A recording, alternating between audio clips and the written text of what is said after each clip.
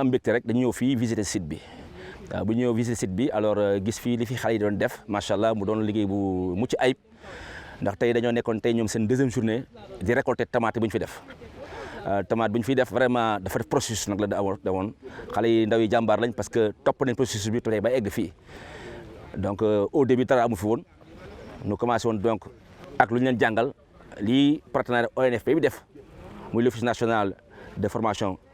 professionnelle lu mu def ci accompagner xale yi ci njëlbeen ga mais dañuy remercier bu baax a baax alors le capitaine Diop mi fi taxawal tey ji le directeur le général Khar Diouf qui est le directeur donc de la RSM, l'agence pour la réinsertion sociale des militaires, qui nous ont bien voulu nous mettre à notre disposition vraiment les 2 hectares nécessaires pour faire cette phase test. Nous sommes en phase test. Phase test bi nag lii la joxe tey jii mu doon lu am solo nu kontaan ci loolu. bu ñuy def irrigation il y a 3 mois de cela tamit madame le ministre de la jeunesse madame Néné Fatoumata Tall moo fi ñëwoon ci irrigation ak autorité locale Bambilor ak Sangalkam teewee lii mu doon lu rëy. tey jii tey résultat baa ngi nii après 3 mois le résultat est là et probant xale yi def nañ exploitation di produire seen récolte vraiment macha allah am na solo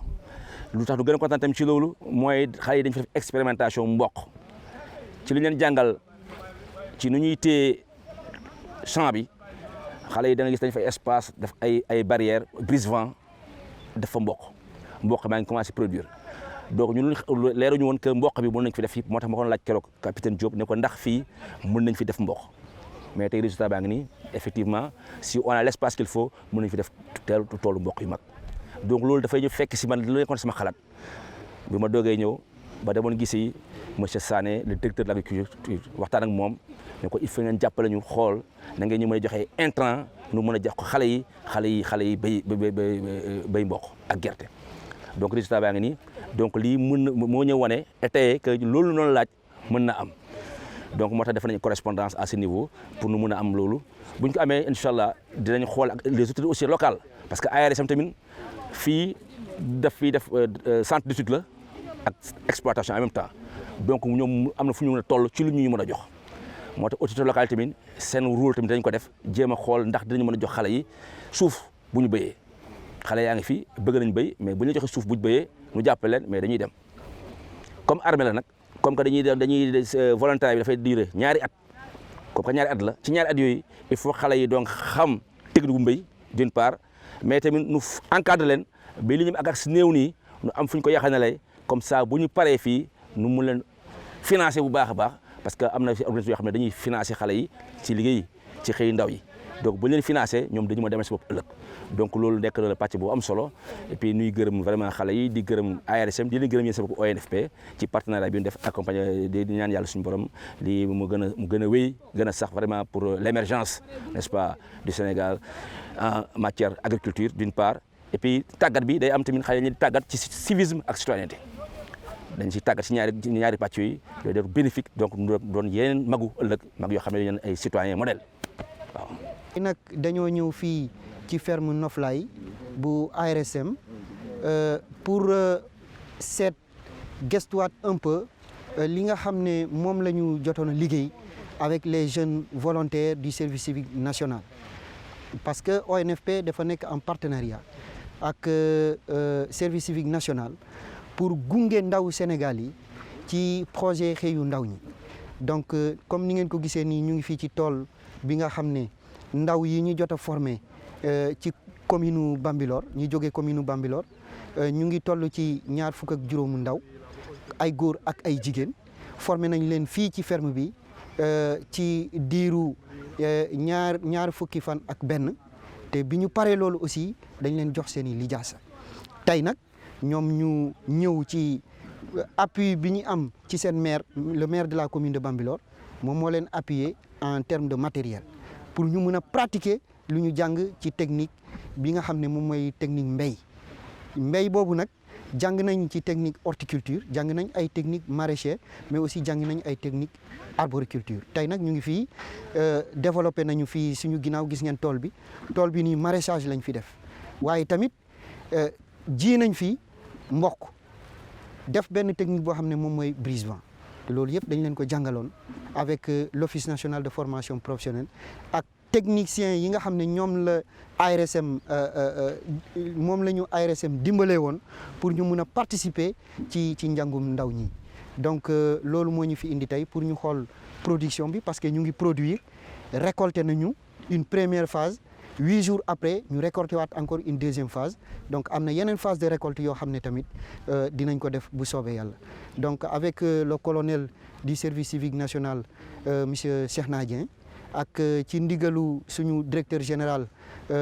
docteur Souleymane Soumaré de l'office national de formation professionnelle moo waral tey suñu teew fii pour assister récolte bi nga xam ne ndaw Bambilor yi ñu ngi ko fiy def te loolu mu nekkoon suñu mbébét mooy mu am njeexital seen formation bi.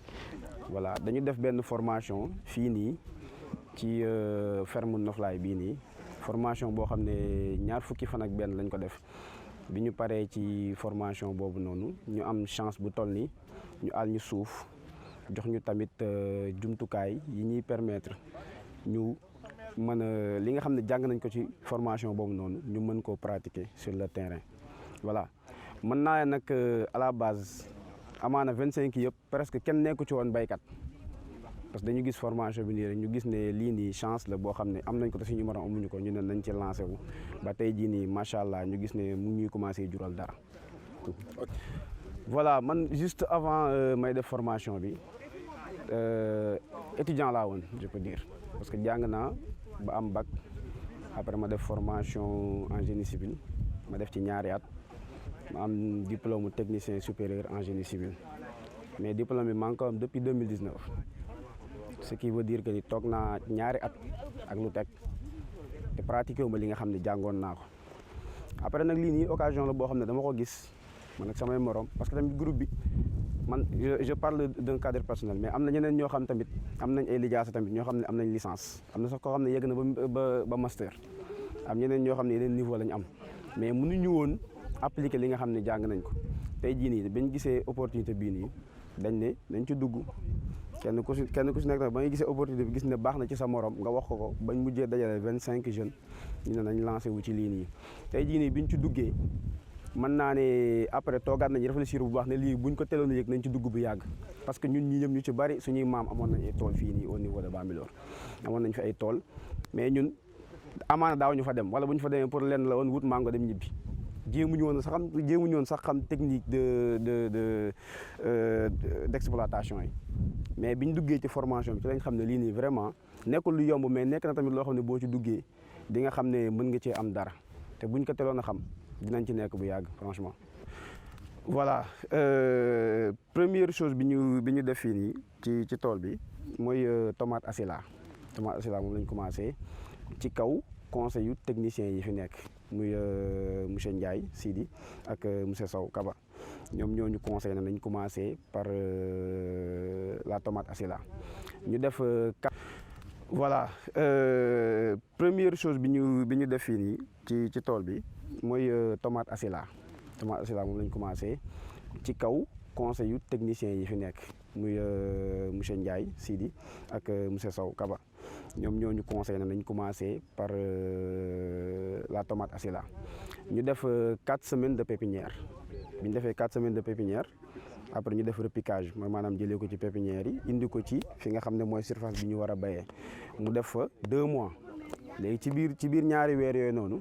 ci lañ doon def fertilisation bi ak traitement yi pour éviter yenn attaques yeeg yooyu noonu ba tey jii nii macha allah tey ñu ngi suñu 2e récolte parce que semaine passée ci lañ def une première récolte voilà te bëgg nañ tamit après parce que comme vous le voyez surface bi léegi yëpp la fa yëpp ci la bokk mais fee ne dafa guñ fa dara mais dañ fa def dara incha allah voilà léegi bu ñu weesoo loolu noonu message bi may lancé ONFP ak service civique ak tamit ARSM mën naa ne message yu ngërëm lay doon parce que tey jii nii collaboration bi nga xam ne ONFP service civique ak ARSM def nañ ko mën naa ne ñun ñoo ci gën a bénéficier wu parce que tey jii nii lii nii opportunité la boo xam ne yéen ñëpp teg ngeen ci seen bët vraiment ñuy remercier bu baax nag ARSM li ko dalee ci général Diouf wàcc ba si capitaine Diop mi nga xam ne franchement jàpp na bu baax ci mbir yi parce que bu dul woon moom mën naa ne suuf bi tey duñ ci jot jaaree ko ci suñu techniciens yi nii muy monsieur Ndiaye ak monsieur Sow vraiment ñuy accompagner boobu ba tey te mosuñu jotaay benn yoon di remercier bu baax tamit service civique commencé ko ci colonel Henri Diouf mi nga xam ne moom lañ tàmbalee woon ba tey ji agsi ci le colonel Cheikhna Dieng en passant par l'adjudant chef Sarr François et tout di remercier bu baax tamit waa ONFP vraiment parce que gis nañ liggéey bu rafet bi ñuy def ci dëkk bi franchement te aussi j'appelle les jeunes tamit pour ñu jéem a rapproché wu ci structure yooyu noonu bu ci mel ni ONFP parce que am na ay formation yu bëri yu ñuy proposé te formation yi yàggul ay formation yu gaaw la boo ci génnee di nga mën a def dara ak say loxo amaana li ngay jàng école jàng ko primaire secondaire ba lycée ba dem ba am sa licence ak master affaire yooyu di nga dem ba pare doo mën a def dara alors que ONFP am na formation yu gaaw yu ñu def yoo xam ne boo paree automatiquement di nga mën a demal sa bopp da ngay pare pour def dara vraiment di remercier 3 structures yooyu yëpp te di ñaan yàlla tamit collaboration bi gën a yàgg ba ñeneen ak ñeneen ñu dul ñun di ci mën a bénéficier wu. ni dernier mot bi maanaam un appel lay doon rek vraiment parce que ñun tamit je pense que teg ngeen ci bët bu ngeen ñëwee fii nii gis ñu nekk fii war ngeen a xam ne bëgguñu lu dul liggéey kese moo ñu tax a jug amuñu temps taxawaalu amuñu temps def leneen liggéey moo ñu tax a jug voilà gis nañu opportunité bii nii ne war nañ cee mën a am dara moo tax ñu nekk ci képp ku ñëw tamit ci nga ñuy fekk kuy dem tamit ci nga ñuy bàyyi kuñ ci mën a jàppale tamit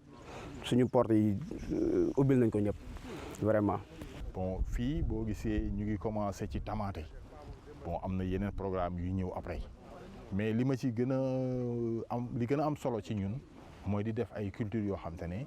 bénéfice ba dana xaw a am doole mën naa am doole mais mën naa gën a am doole kon dañuy seeti lu gën a am doole loolu mooy njariñ booy bay te bénéfice bi mën a gën a am doole moo gën kon loolu la ñuy wax la valeur ajoutée une forte valeur ajoutée une faible valeur ajoutée est bonne mais la forte valeur ajoutée est plus bonne kon ci loolu la ñuy dugg moo tax kaju tamaate bi doon jar juróomi téeméer ci mois de janvier 2022 tey ci mois de juin mois de mai maa ngi koy jaayee ñaari junni kon xam nga ne loolu am na solo waaw kon nag dañuy faral di def yooyu donc am nañ bu ñu paree ci lii am nañ kànja guy ñëw kànja balaa ñor fii mois de septembre kon fii ba septembre ku fi génn kànja di ko jaay am na valeur ajoutée bu am doole kon ci yooyu la ñuy xalaat ñun sunu xalaat lépp ci mbay ci loolu la def loo xamante ne en fait bénéfice bi day xaw a bëri ndax ñu mën a deneen parce que dafay am yu ñuy soxla muy ay engrais te fii jamono tollu engrais yi cher nañ trop saako bi doon jar 12000 tey nii ci 35000 kon booy def na nga def loo xam di nga ci mën a génn lu bëri waaw par rapport ak xale yi waa ci commencement bi dina xaw a jafe waaw loolu ku nekk lay dal na la dal na ma dal na keneen looy commencé day xaw a jafe parce que xamuloo ko waaye ba ñu demee ba xam ko ba dugg ci lii yëpp ñoo ko def ñoom ñoo tàllal rampe yi ñoo tàllal goutte à goutte bi ñoo tàllal dama leen jàngal ñu xam def sama loxo du ci tàbbi lu dul bu ñu juumee man leen juum ngeen fii ñu defaraat kon defe naa loolu lu am solo la tey jii même bu ñu fi jóge woon mën nañu demal seen bopp c'est ça loolu moo gën a am solo ci booy defar nit da nga koy defar bés boo ko wonee ginnaaw mu mën a taxawaay ba nga taxawoon loolu am solo la ci dund doomu aadama kon en gros daal ñu tënk ko noonu gis ngeen li fi xew ñu ngi bay tamaate bi di ko récolter baana yaa ngi waaj a ñëw bon ñoom ñu jaay def seen xaalis préparer campagne yi di ñëw parce que fii yëpp dinaa ko def soble bu soobee yàlla bon fi ñëwaatee au mois de mars 2023 wala février 2023 boo fi ñëwaatee di ngeen gis fii yëpp naat ak soble buñ ci yàlla yóbbu kon yàlla nañ ci yàlla dajalewaat ñun ñëpp yàlla bu kenn ci ñun manqué. merci je vous remercie.